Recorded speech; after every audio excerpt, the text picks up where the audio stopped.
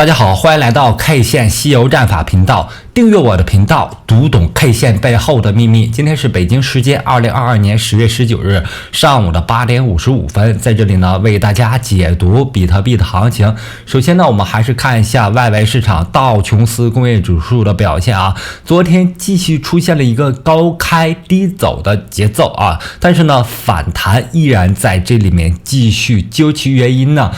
我们之前给出了K 线西游战法当中的一个时间级别切换、方向切换在这里面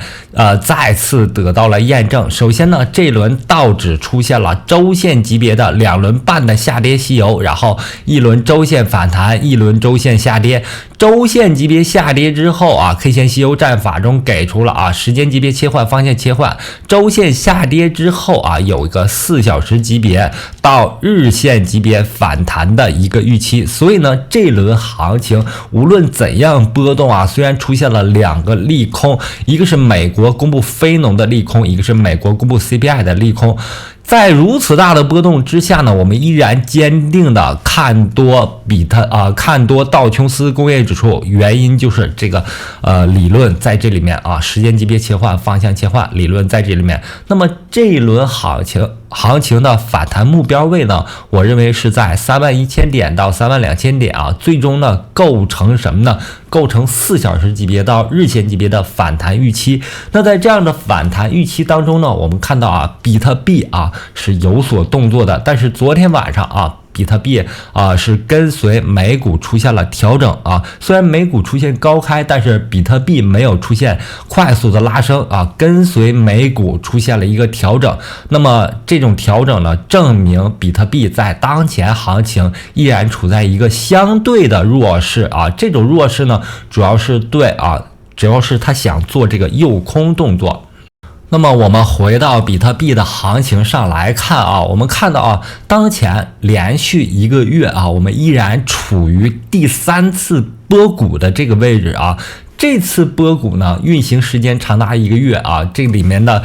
戏剧性的东西非常多。我们仔细观察可以看到它是一个由大开口的收敛结构。我们把线调整一下，在这个位置进行不断的调整，接近焦点附近形成双重巴特对多空两方面军进行斩杀。斩杀之后呢，行情逐渐在4小时级别和日线级别上逐渐归于平淡但是归于平淡之后，我们看到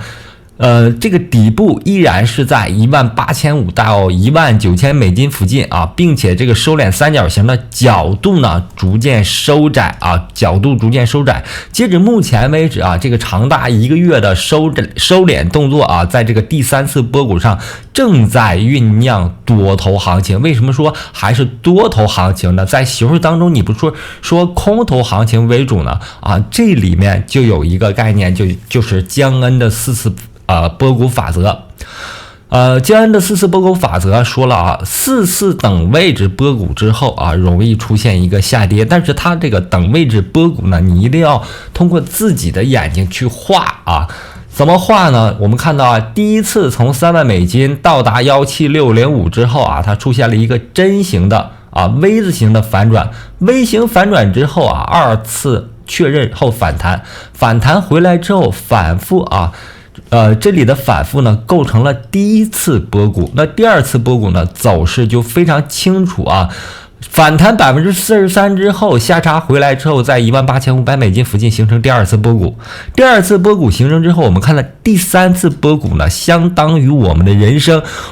生多震荡在这里面，所以呢特别多的震荡，特别多的反复。行情呢95%以上的时间呢都是处在震荡当中，所以呢如此多的震荡对多空两方面军都构成了一定程度的消耗，一定程度的内耗但是呢我们知道横有多长，竖有多高，所以呢这一轮震荡完毕之后，我认为多头会有所发育这种发育呢，一个是爆掉底部过程当中不断探底过程当中不断进场的空军第二个呢是为第4次波谷也就是在11月中旬以后的第4次波谷做铺垫啊。同时呢，我们这轮行情毕竟是一个比特币月啊，还有11天结束啊。那也是比特币月，所以呢，行情走的不是那么太惨，但是一直让你处于岌岌可危的空头氛围当中。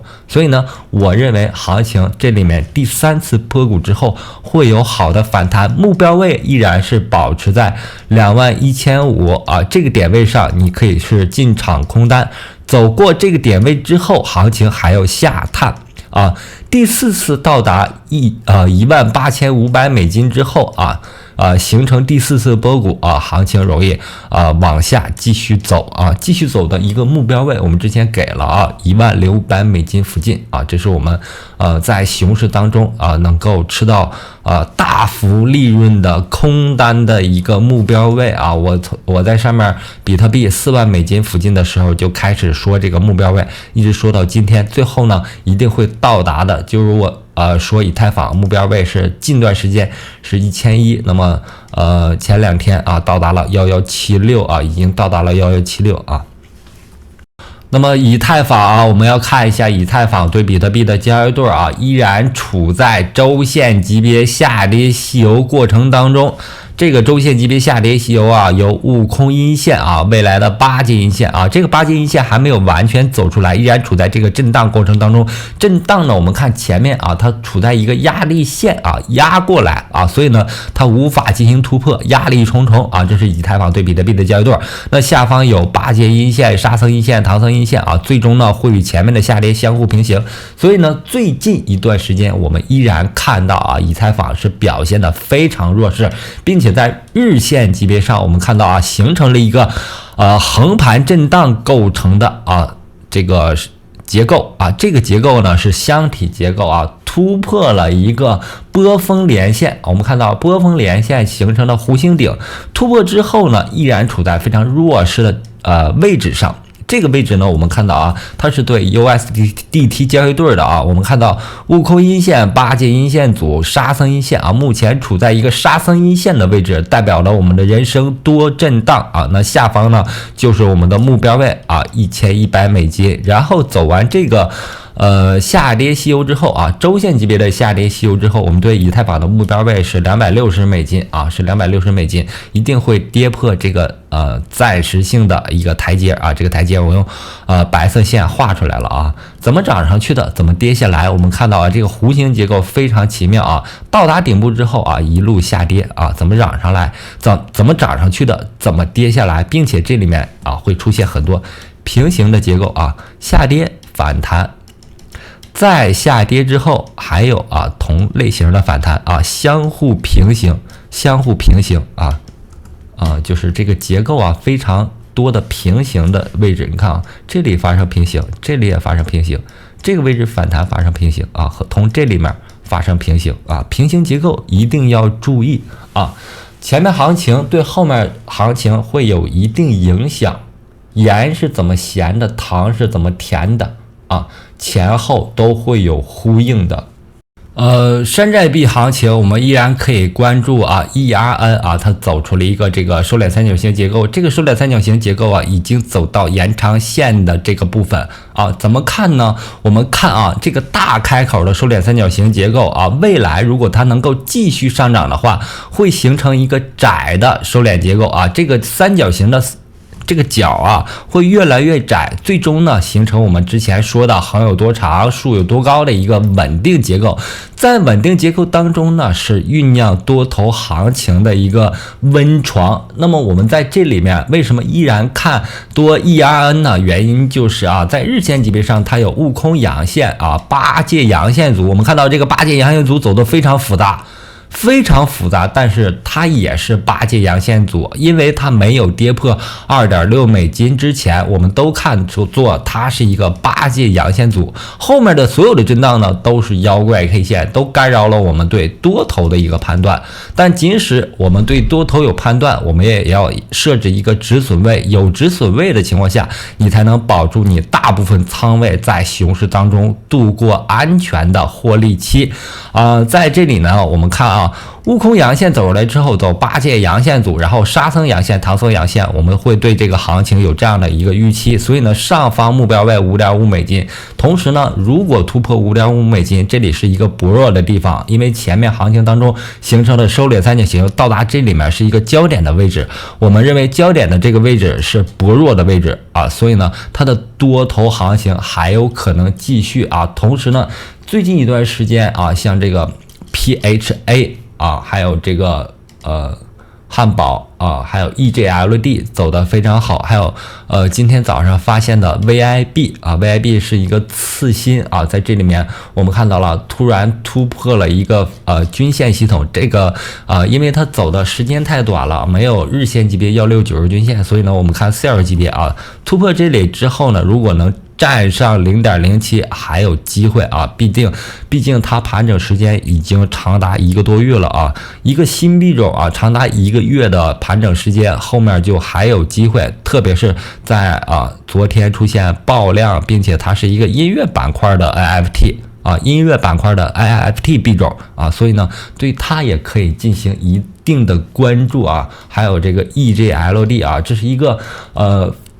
之前走势非常牛逼的币种啊，涨幅啊几千倍涨幅之后啊，在这个位置上，我们看到了已经站上了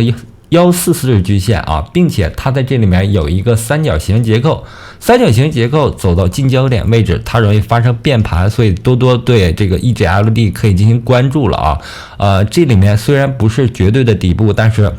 可能会有一波行情，绝对的底部呢，要等到比特币10500美金附近之后啊，所有币种都会陆续出现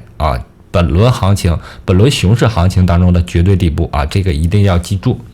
那么好，今天的节目就到这里。对我 K 线西游战法感兴趣的朋友们，可以在当当网、淘宝网购买我的这本同名书籍。同时，非常感谢大家一直以来的支持和关注，希望大家能够订阅我的频道，加入我的 Telegram 群或者 VIP 群。感谢大家，再见。